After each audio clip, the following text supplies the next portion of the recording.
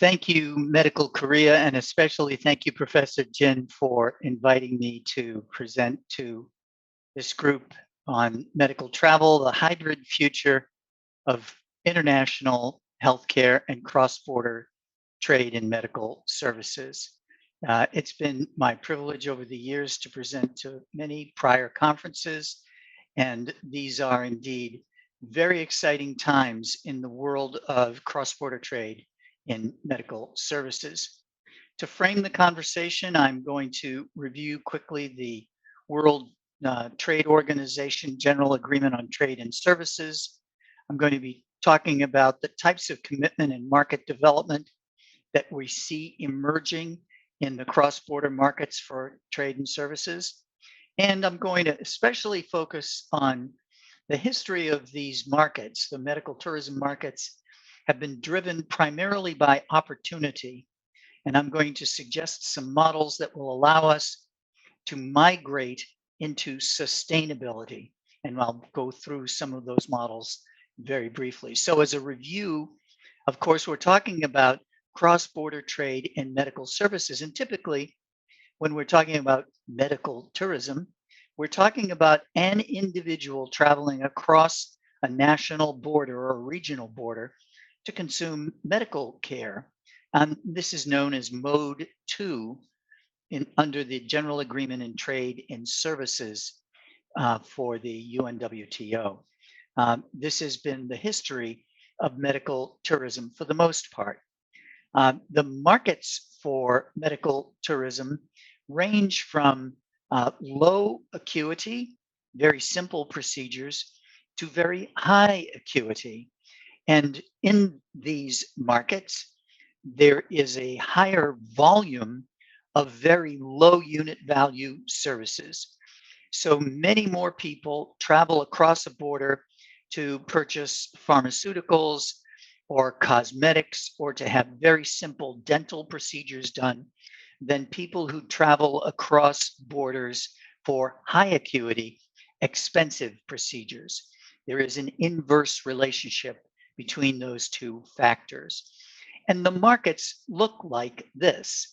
There's low acuity, low unit value on one end of the market, and high acuity, high unit value, low volume on the other end. And what we are seeing, even in the early stages of the recovery in travel throughout the world, what we're seeing is that both ends of these markets are returning first. In other words, the high acuity, low unit volume, high unit cost procedures, heart procedures, cancer treatments, these are returning very quickly to those destination providers, to those destination locations that are serving those consumers. And therein lies, we believe, an opportunity for Korea and Korea providers. The legacy for medical tourism is it's been opportunistic, it's been funded privately, limited number of partners, not very complex procedures, and leading with strengths, private services. Korea offers such programs with their cosmetic procedures in Seoul. These the consumers are risk averse. They're trying to leverage cross border arbitrage of money, leverage purchase power parity. They're also trying to leverage the labor, either available labor or highly skilled labor, which doesn't exist in their resident marketplace, but they go somewhere where they can find the expertise, such as individuals from Mongolia or China traveling to Korea for procedures because that's where they can get the expertise they require. One of the questions going forward for our global markets, the regional and global markets for medical travel and medical care cross border, is how do these services benefit the source country?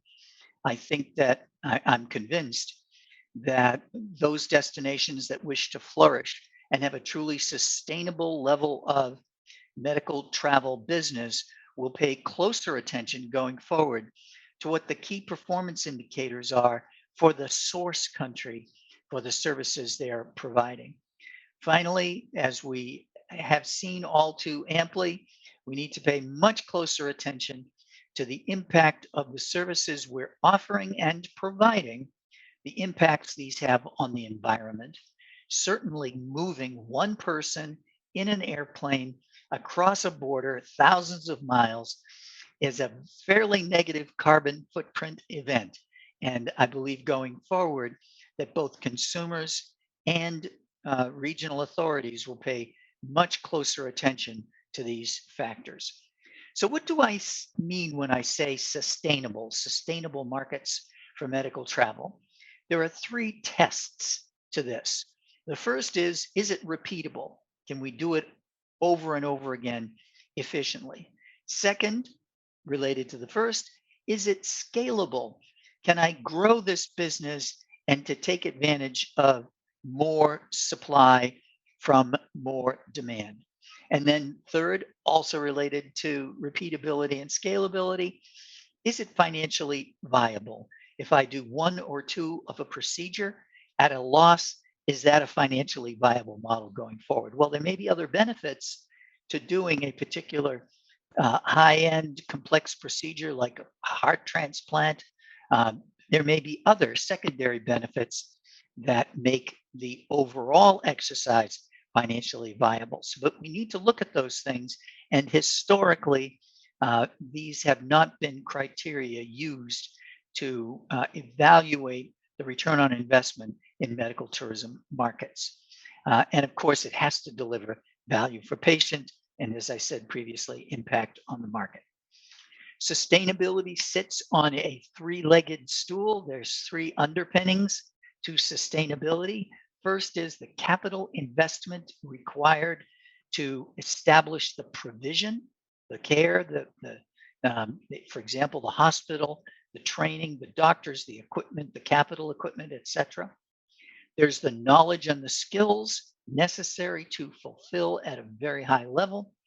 And thirdly, and this is going to become very, very important in this decade and going forward, is labor. And I'll talk a little bit more about labor at the conclusion of the presentation. So, labor, I thought I'd talk about it at the conclusion. No, I'm going to talk about it now. Refocus on labor opportunities. Labor is a strategic element to the markets for cross-border trade and services, which has received very short shrift. We've not paid a lot of attention to it, and it's mission critical going forward. There are shortages of trained professionals many places in the world, and these shortages are already beginning to compromise the ability to meet demand. In other words, people aren't getting treated because there aren't trained professionals available to care for them.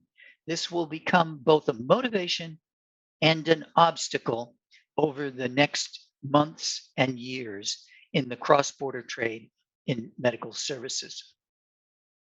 Remember that there are four modes for the delivery of services in the General Agreement on Trade and Services.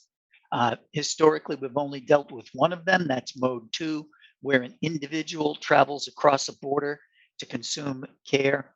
But these commitments by destination providers to treat foreign patients have been hinged on brand and reputation, education and research, the financial rewards, and the ability to recruit and retain the professional staff.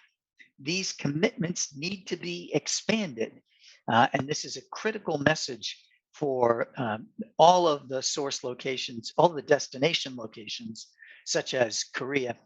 We need to add sustainability. Is this repeatable, scalable, financially viable? Does this deliver more value for patients in the source country? And how do we minimize the impact on the environment? Very interesting model of this is found in the Chinese marketplace area.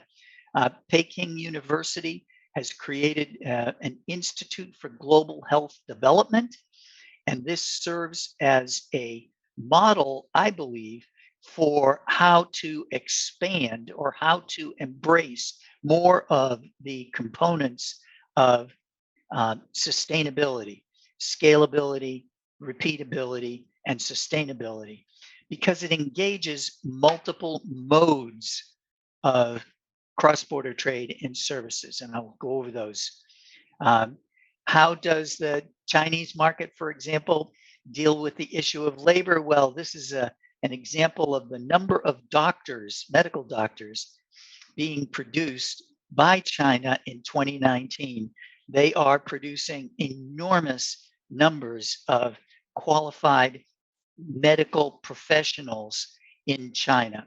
And these individuals can be utilized, their skills can be utilized not just in China, but can be used elsewhere in order to take advantage of labor shortages and skills gaps in other locations. Countries such as Korea could also take advantage of these skills gaps and labor gaps by leveraging these through training and development. But this is a long-term commitment that can be taken, needs to be considered and taken thoughtfully. So let me just go through some brief conclusions. The GATS 2 Mode 2 model of one person traveling across a border to consume care, it's highly vulnerable. And we've seen that several times over the past few years with the pandemic, with geopolitics, and with changes in the value of currency, changes in the purchase power parity between countries can stop a market on a dime. So the model is that what got us here won't get us there. So let's look at what the there is. I'm referring to GATS modes 1, 3, and 4. And these hinge on education and research, something at which I know Korea is truly expert. Sustainability is nurtured through labor and labor development skills transfer. Where do we source the labor? How do we transfer those skills? And how do we deploy that labor going forward? And I believe there will be new models and new competitors in the global markets for medical tourism. So let's look into the crystal ball and predict a few of these things. Well, the first will be machine learning, artificial intelligence applications for electronic care that goes across borders. This has already started to develop.